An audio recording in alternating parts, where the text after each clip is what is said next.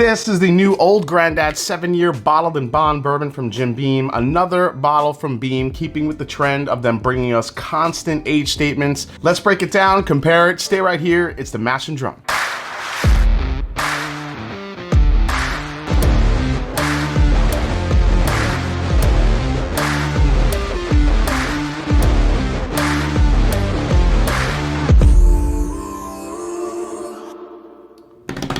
What's up, folks? I'm Jason C from the Mash and Drum, and welcome back to the show. Like the video, subscribe to the channel, and a big thanks to all of you for helping me hit 100,000 subscribers. A huge milestone for the channel, and now I could just friggin' shut up about it. Done and done. Okay, so there hasn't been a press release for this one quite yet, or at least one that I have seen, but they started dropping recently for about 40 bucks, which is an interesting price point considering the original OGD bonded being $25 and the 114 being about $32. Now, since those two bottles are known to be about 4 to 5 years old, obviously the 7-year age statement on this bottle brings it to that $40 price point. Now, while I don't think this bottle will be replacing the $25 variant, it'll be interesting to see if this ends up being an available shelfer, a more limited offering. I've heard more often than not that this is gonna be a limited offering each and every year, so I guess we'll see what happens down the road. So as I mentioned, the new Old Grandad 7-year bourbon is bottled and bond. It's 100 proof and it's priced at about $40 per 750 milliliter bottle. All right, let's get a pour. All right, so this is about my third or fourth pour of this, I think. So it's definitely had some time to air out a little bit. Let's dive in. I'll tell you what, the one thing that jumped out of the glass for me was the amount of citrus and oak that it has. Not so much this isn't your typical Old Grandad like orange, like fresh orange peel, orange zest citrus. This is more like a candied orange. But another note that I'm getting here that I'm really digging, maybe just the slightest hint of butterscotch here. Butterscotch is a note that I found a lot in the old school Old Grandads, like the ones from like the 80s. Obviously it's a whole different time, whole different profile, but to kind of get that back a little bit more, it's kind of nice. You have a little bit of that Jim Beam nuttiness, but I do think the oak is it's a lot stronger than I'm used to with the Old Grandad regular bottle and bond and also the 114. The regular Old Grandad bottle and bond to me is an absolute citrus bomb, but this takes things up a notch a little bit. All right, let's give it a try. Here we go. A lot of caramel and sweetness up front. That Jim Beam nuttiness is prevalent. I wouldn't say it's super strong, but it's there. But then the back end, I get like this slight hit of like a fruity characteristic, not so much citrus. Maybe it's more along the lines of I don't know, maybe like a dark berry, something along those lines. There's something a little bit more going on here. Yeah, it's giving me more of like a caramelized citrus note, which is just really nice. Like everything is just a little bit elevated, a little bit darker than you would expect from the original Old Grandad. This is good stuff. I do think that for the price point at $40 for 7 years for this bottle, I think it's a nice price point. Again, 100 proof bottle and bond. It's interesting, Old Grandad 114, people love that, and this is such a different profile for me compared to 114. 114 is heavy cinnamon. It's got some citrus, but I really think that youthful 114 proof point really gives it a lot of spike and a lot of prickliness, where this is a little bit more smooth around the edges. It comes in a little bit sweeter, a little bit darker. I really do think that a lot of people are gonna say, why am I gonna pay up for this when I could just get Old Grandad 114? What you're really paying for is the age and a little bit more of the refined tasting notes and the refined experience, rather than 114 being a little bit more in your face. But hey, I mean, if you like that, keep buying 114. But if you want a little something more refined, this might be one you want to check out. This is good. The caramel, the citrus, that little hint of butterscotch. And when I say citrus, this is a darker citrus. It's more of like a caramelized, like orange peel. There's just something a little bit more candied about everything. So what I'm gonna do is I'm gonna pull this out against a couple of brands that are non-Jim Beam. I wanna put this against Heaven Hill 7-year and the Wild Turkey 8-year.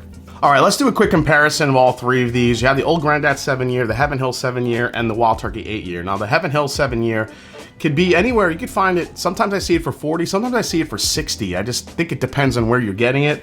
And then you have the Wild Turkey 8-year, brand new from Wild Turkey this year, and this one is 45 bucks. So let's test them here. Oh, and by the way, the Heaven Hill 7-year is 100 proof, and you guys know Wild Turkey 8-year 101 is 101 proof. So they're all right there. All right, I love the nose on the Old Grandad. I just think that extra depth really gives it, with that high rye mash bill that it has, I just think it really gives it a nice little punch up, especially with that added age. Man, coming off that, the Heaven Hill 7-year actually comes off a little darker, more oak influence. I think a little bit more baking spice here. Almost gets into almost a chocolatey vibe a little bit. A little bit more like an almond note here too. And then we get into the Wild Turkey 8-year. Man, clove for days. This Wild Turkey 8-year, I just can't. There's so much clove going on with this bottle. A little bit of that Wild Turkey citrus note you get here. But man, the clove note in Wild Turkey 8-year, I think it's kind of a love it or hate it thing for most people. So, all right, let me try the Heaven Hill. The Heaven Hill is really good. It's a little bit more brown sugar, a little bit more oak, a little bit more of like a darker profile. It does have a little slight nuttiness, but it's a little bit different. It comes off a little bit more honey forward. Let me go to the Wild Turkey 8-year here. Just more clove. It's like that clove bubblegum where it's like the clove, but there's some sugar there, there's some sweet. These three are pretty different. I think the Old Grandad and the Heaven Hill are closer than the Wild Turkey 8-year is. I think the Wild Turkey 8-year is an outlier between the three because of how much clove you get. I do think the Wild Turkey 8-year has a little bit of a better finish than the other two, but I think that, again, that clove note could be a little bit polarizing for some folks. Like I said, I think that the Old Grandad 7 and the Heaven Hill are a little bit closer in, taste profile experience. I do think the Heaven Hill is a little bit darker, while the Old Grandad 7-year, I think, has a little bit more sweetness going on. I've talked to a lot of people that either love or hate the Wild Turkey 8-year because I think, that the clove note is strong. I mean, it has like that Worcestershire sauce type of hit to it that can really make things a little bit funky versus the Old Grandad 7-year, which is a lot sweeter. So it's really gonna just depend on your taste preference, but hopefully that helps you, especially with the breakdown if you're looking at all three of these on the shelf. So before we get to the final breakdown, let's go to the question of the day.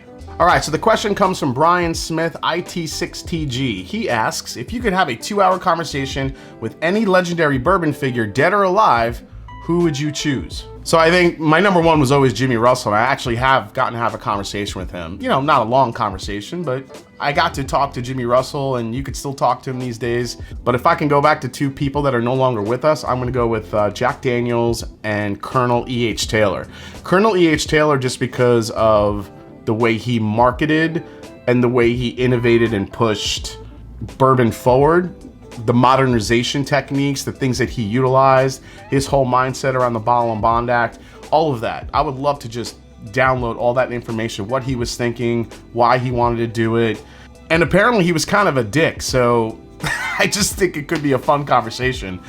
Jack Daniels, I would actually want to talk to because of the entire history around Jack Daniels, how he learned how to distill, the whole story about Uncle Nearest, everything that goes on in between. I just think talking to those two guys would be incredible. You could learn so much, and I just genuinely think it would be an amazing conversation between two businessmen. And honestly, both of them I heard were kind of jerks. Thanks for the question, Brian. That was a good one. And if you have a question of the day, please put it in the comments down below. All right, final breakdown time. All right, final breakdown on the new Old Grandad Bottled and Bond 7-year price for this one, about $40. I think it was like 43, maybe 45 in some other places, but let's just say 40 bucks. Resale market value, I've been seeing these for around 75 bucks, and they're not asking a lot for these, but I just think that's people trying to capitalize on the early releases for this one. When it comes to availability, I think these are gonna be, it's hard to say.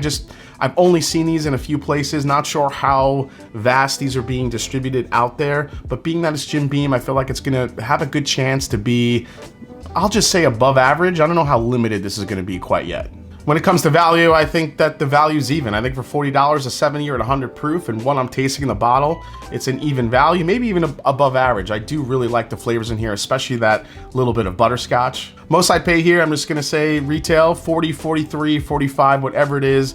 I think that's most I'm gonna pay for it. It's a great bottle for what it is. Alternatives are going to be the ones that we showed today, basically the Heaven Hill Bottle and Bond 7-year and the Wild Turkey 8-year. I think those are two others you could test against this. Obviously, if you want to stay cheaper, I do think you could go with the 114 or the regular Old Grandad Bonded.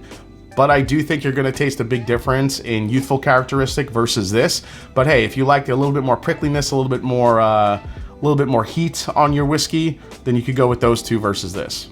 And lastly, is this a skip, a try before you buy, a buy, or a buy and back it up? I'm telling you, with that little butterscotch note, this might be a buy and back it up for me. I really, really like this. I think it's really good. I could see people liking this more than the Heaven Hill. I could see people liking it more than the Wild Turkey 8-year. It's definitely a different flavor profile versus those two. But I just think the high rye coupled with the little bit more depth of flavor, especially at $40, I would get a couple of these because, again, we don't know how often this is going to come around. So if you see it, grab it. And if you could buy more than one, grab two of them. All right, guys, hope you enjoyed this video for the new Old Grandad 7-year. Hope you enjoyed it. If you did, hit the subscribe button below. Please hit the like button. If you haven't yet, follow me on Instagram. Let me know down in the comments if you've been lucky enough to get one of these yet. And as I always say, it's not about the whiskey, it's the people you share with. Cheers, and I'll see you next time right here on The Master and Drum. Cheers, folks.